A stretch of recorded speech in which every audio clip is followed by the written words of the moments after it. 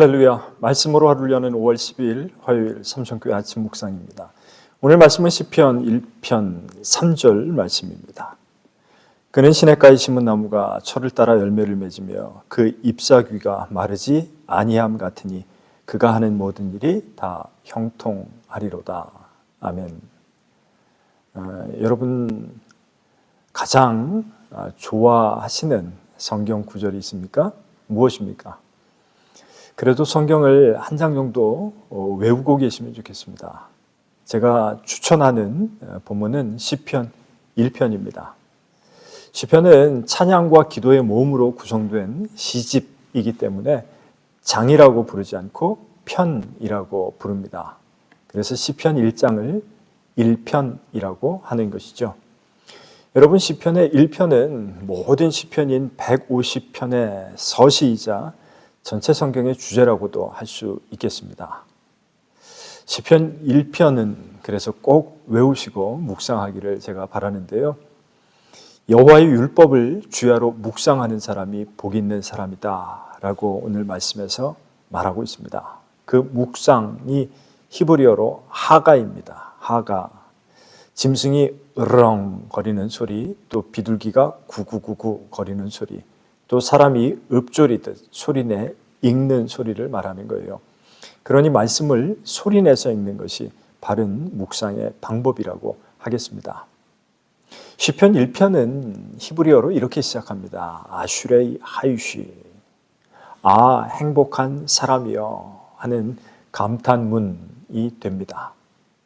복 있는 사람이더라 이런저런 강요가 아니라 복 있는 사람은 이런 사람이다 라고 그림을 그리듯 우리에게 설명을 하고 있습니다.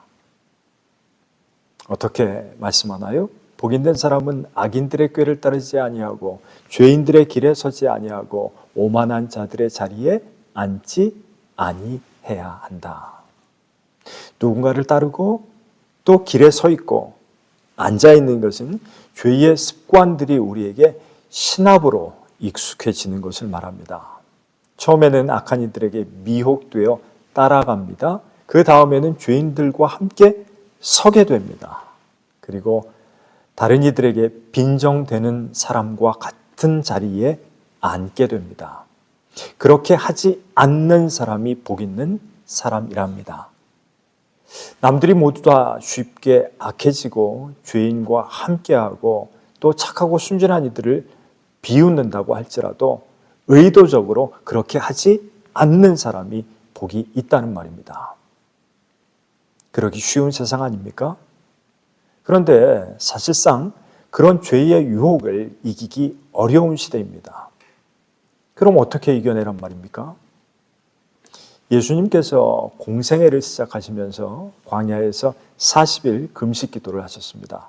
그때 사탄은 세 가지로 주님을 유혹합니다. 이 돌을 떡으로 만들어라. 성전 높은 곳에서 뛰어내려라. 또 나에게 경배해라. 이 세 가지 시험을 예수님께서 어떻게 이기셨나요? 맞습니다. 말씀으로 이겨내셨습니다. 우리도 말씀 따라서 죄를 이겨내야 합니다. 악한 세상을 이겨내야 합니다. 그래서 말씀을 묵상하면서 죄를 이기는 사람이 복된 길을 걷는 사람이라고 말하는 것입니다. 여러분들은 그러면 어떤 복을 받기 원하십니까?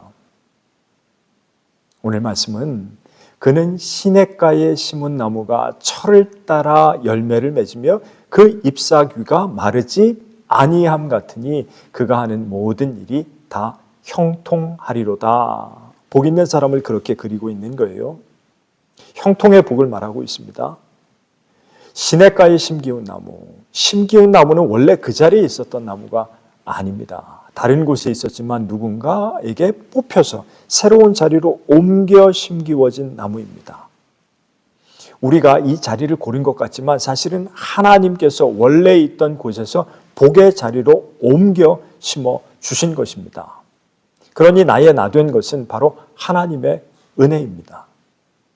또 그 나무는 시냇가에 심겼다 말하고 있습니다. 히브리어로 이 시냇가라는 것은 자연적인 하천이 아닙니다. 누군가가 멀리서 물을 끌어다가 만든 관계 수로입니다. 우연히 그 자리에 물이 흐른 것이 아니라 누군가 수로를 파서 물을 연결한 것이라는 겁니다. 네, 우리의 뿌리로 물을 공급하시는 분이 바로 하나님이십니다. 그러면 이 시냇가에 심은 나무는 어떻게 된다고 말합니까? 철을 따라 열매를 맺게 됩니다. 봄에는 새움이 돋고 여름에는 잎이 무성하고 가을에는 열매를 맺고 겨울에는 동면을 합니다. 그것이 철을 따라 이루어지는 계절의 사이클입니다. 나무가 아무리 부지런하다고 해서 봄에 열매를 맺을 수는 없는 것이죠.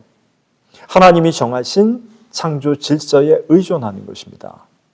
그러니 복 있는 사람은 말씀을 묵상하고 악함을 이겨내는 이에게 주시는 전적인 하나님의 주권적 형통 안에 있는 사람입니다. 우리는 그것을 은혜라고 합니다. 그러니 우리가 할 수 있는 일은 말씀의 물가에 우리의 뿌리를 내리는 일입니다.